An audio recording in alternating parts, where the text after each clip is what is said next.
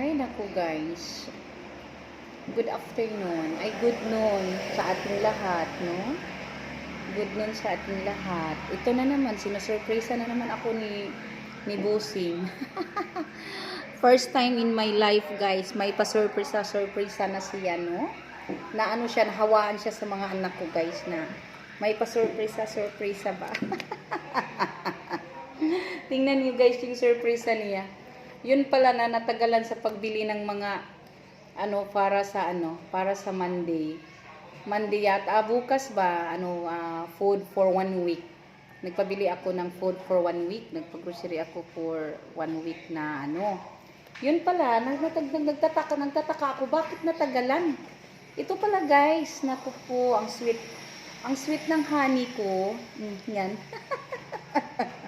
First time in my life guys na may pa-surpresa siya sa akin.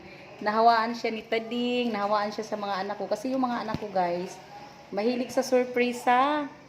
Lalong-lalo na guys yung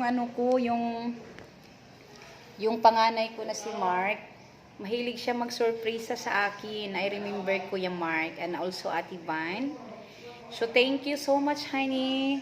At saka asa nag-effort na si Tads. Thank you Tads for surprising us, for surprising to me, no? Sinsya na kayo guys sa English ko kasi alam nyo na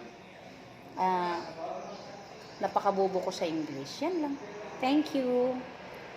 Thank you so much, honey. Again, I love you from the bottom of my heart. I love you so much, honey.